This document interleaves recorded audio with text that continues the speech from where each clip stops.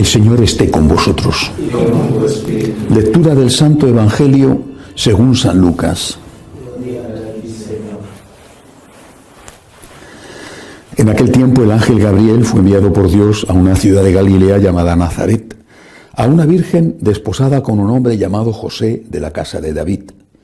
El nombre de la virgen era María. El ángel, entrando en su presencia, dijo: «Alégrate, llena de gracia, el Señor está contigo». Ella se turbó grandemente ante estas palabras y se preguntaba qué saludo era aquel. El ángel le dijo: «No temas, María, porque has encontrado gracia ante Dios. Concebirás en tu vientre y darás a luz un hijo y le pondrás por nombre Jesús. Será grande, se llamará Hijo del Altísimo. El Señor Dios le dará el trono de David su padre, reinará sobre la casa de Jacob para siempre y su reino no tendrá fin». Y María dijo al ángel: «¿Cómo será eso? Pues no conozco varón». El ángel le contestó: «El Espíritu Santo vendrá sobre ti y la fuerza del Altísimo te cubrirá con su sombra. Por eso el santo que va a nacer se llamará Hijo de Dios. También tu pariente Isabel ha concebido un hijo en su vejez y ya está de 6 meses la que llamaban estéril, porque para Dios nada hay imposible». María contestó: «He aquí la esclava del Señor, hágase en mí según tu palabra». Y el ángel se retiró. Palabra del Señor. Gloria a ti, Señor Jesús. Estamos celebrando la solemnidad de la encarnación del Señor, la anunciación del ángel a la Santísima Virgen María. Un día maravilloso, un día que además este año lo celebramos no de una forma excepcional en medio de la Cuaresma, porque eso es lo habitual, pero sí en medio de una Cuaresma muy especial, la Cuaresma del coronavirus, que quizá sea la más especial, y hasta es posible, en cierto sentido, la Cuaresma mejor, o debería de ser la Cuaresma mejor de nuestra vida. Pero hoy hay que hablar de la Anunciación. Y hay que empezar diciendo que nos tenemos que unir al Santo Padre en esa petición que ha hecho no solo a los católicos, sino a los cristianos de cualquier denominación, de cualquier comunidad eclesial, para rezar juntos a las 12 un Padre Nuestro, que es la oración común, la oración que aparece en el Nuevo Testamento, enseñada por el propio Jesús, para rezar un Padre Nuestro pidiéndole a Dios Todopoderoso que pare la epidemia. Así que lo recuerdo y nos uniremos después al Papa en ese momento. También rezamos, como hacemos cada día, por las víctimas, los enfermos, los fallecidos. En Italia y en España la situación es realmente trágica. Rezamos también por esos hombres y mujeres que están cuidando a los enfermos, los sanitarios, pero no solamente ellos, también los que están, por ejemplo, limpiando los hospitales, que aunque no se les dé tanta importancia, su labor es decisiva.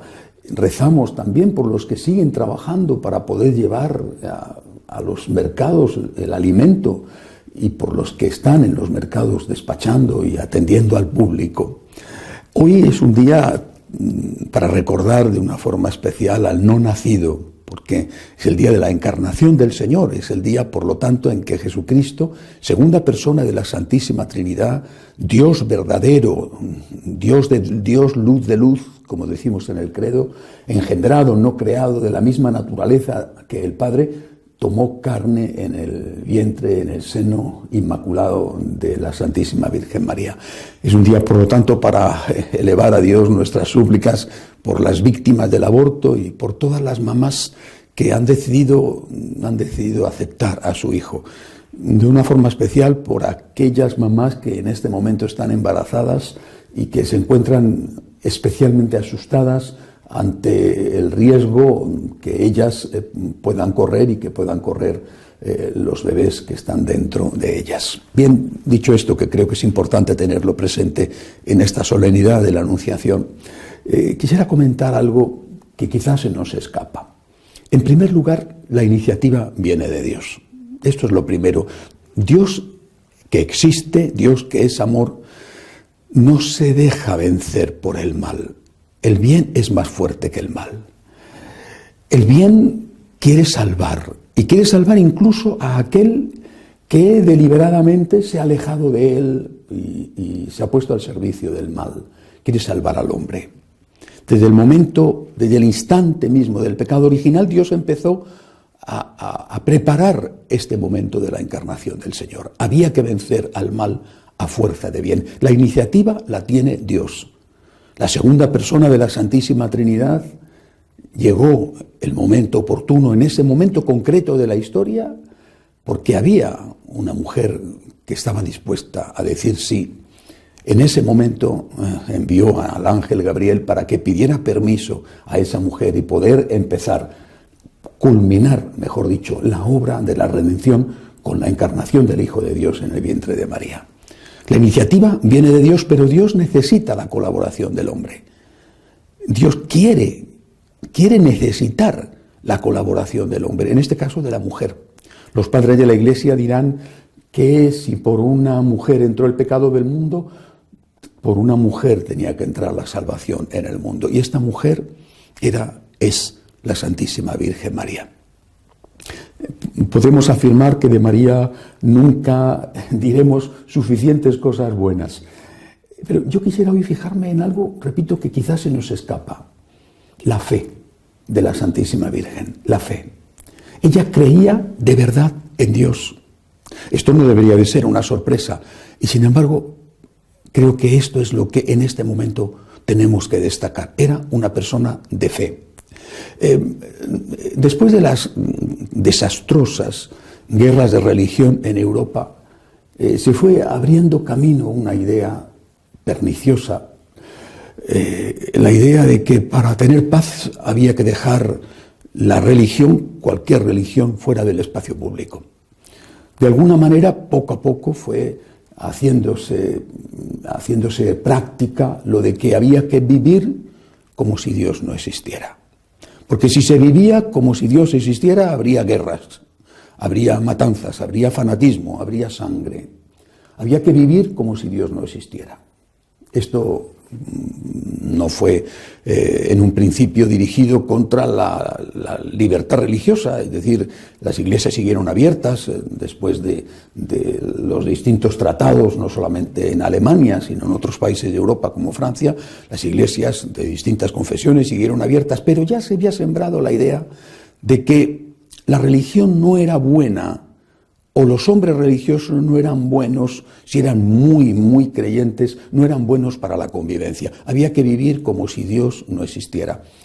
Han pasado unos cuantos siglos de eso y hoy vemos las consecuencias de vivir como si Dios no existiera. Cuando vemos lo que está pasando con la destrucción de las familias, lo que está pasando con leyes como las del aborto, acaba de ser aprobada en Nueva Zelanda una ley del aborto espantosa, o lo que está pasando con las leyes de eutanasia, incluso las injusticias sociales que no disminuyen. Cuando vemos todo eso, tenemos que preguntarnos, ¿de verdad el mundo es mejor? Después de haber vivido con todas las consecuencias de lo que es vivir como si Dios no existiera. El Papa Benedicto XVI intentó convencer y plantear a los hombres, y no solamente a los cristianos, la idea de que había que intentarlo, pero al revés. ¿Por qué no vivimos como si Dios sí existiera? ¿Qué sucedería? Por ejemplo, se habla muchísimo de la naturaleza. Es la moda, ¿verdad? En ciertas cosas con razón. ¿Por qué no volvemos a la ley natural, a la ley moral natural, por ejemplo?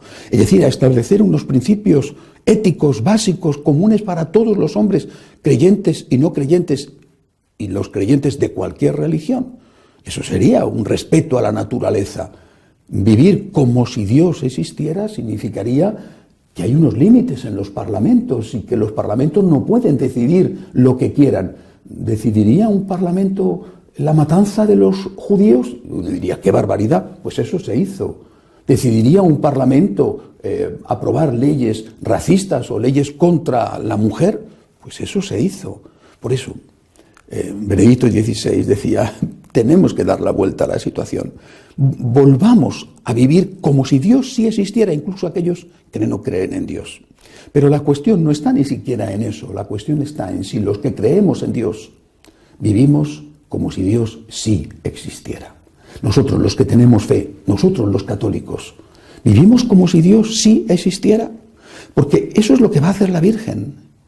La Virgen María, en esa escena extraordinaria, en ese diálogo con el ángel, que empieza con un interrogatorio para aclarar muy bien que el fin no justifica los medios, y ese es el principio básico de la moral católica.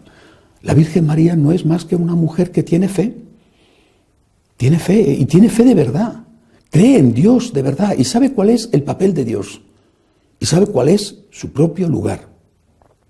Por eso no hace nada extraordinario para su fe cuando le dice al ángel, cuando le dice a Dios a través del ángel: aquí está la esclava del Señor, hágase en mí según tu palabra.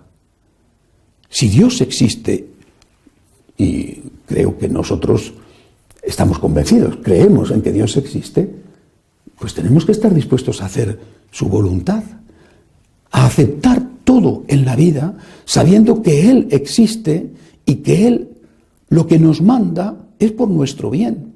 Incluso aquellas cosas que no entendemos, aquellas cosas que nos hacen daño.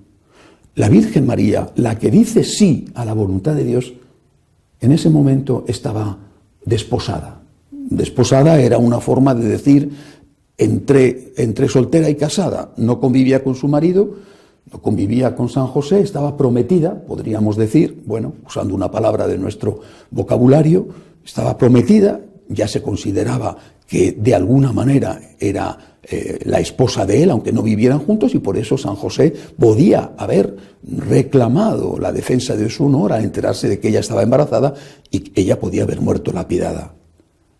La Virgen María eso lo sabía perfectamente.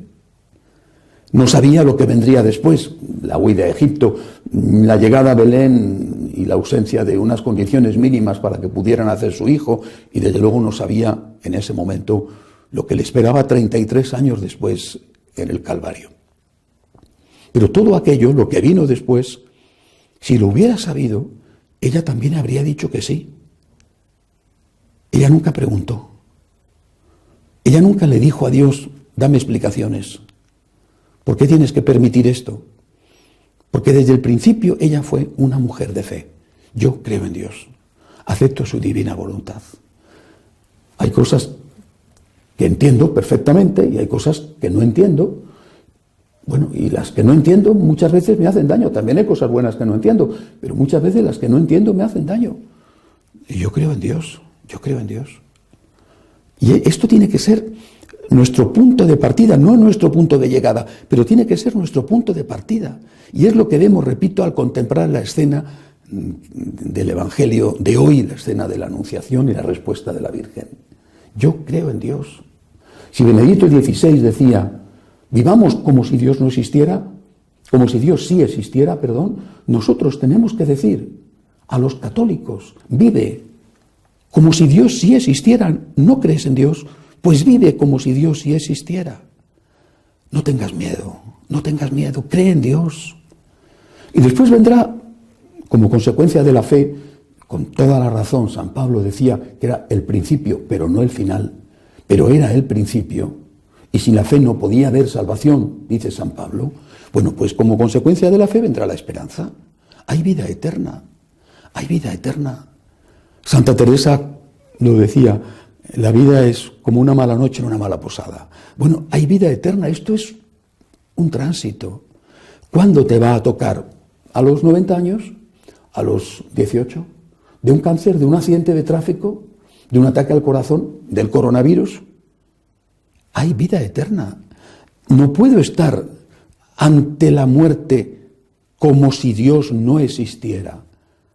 La angustia podrá ser normal, el dolor por la muerte propia o de los seres queridos podrá ser normal, pero no puede haber desesperación. Sufrimiento sí, pero desesperación no. Con razón, San Pablo escribe a los de Tesalónica diciéndoles: no quiero que ignoréis la suerte de los difuntos para que no os angustiéis como los hombres sin esperanza. Y nosotros, que decimos que tenemos fe, estamos viviendo como si Dios no existiera.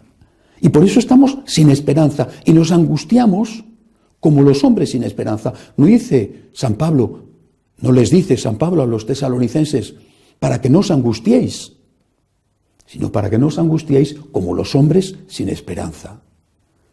La Virgen empezó por la fe, la tenía, creía en Dios. Y creía en Dios de verdad. Y sabía cuál era el puesto de Dios y el suyo.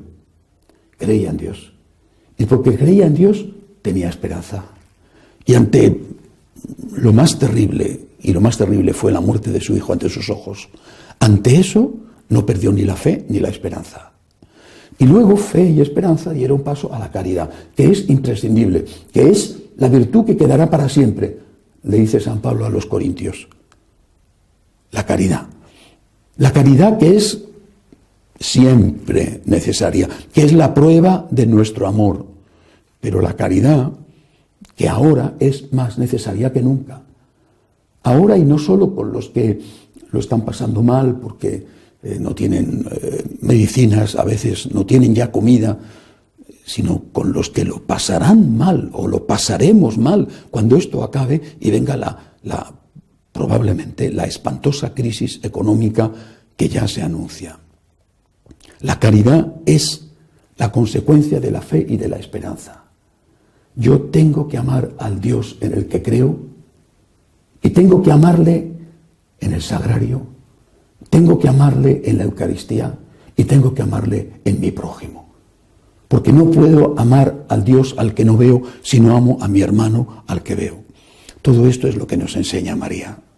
Ella, nuestro modelo, nuestra madre, nuestro consuelo. Ella, la que permitió que naciera el único Salvador. Ella es la que nos indica cómo tenemos que comportarnos. Vivamos como María. Vivamos como si Dios sí existiera, porque Dios sí existe. Tenemos fe. Dios es Dios y nosotros somos y tenemos que ser los siervos de Dios, pecadores por desgracia y no como María, que era inmaculada, pero luchando todos los días por ser santos como ella. Tenemos fe, tenemos esperanza y debemos tener caridad. Que así sea.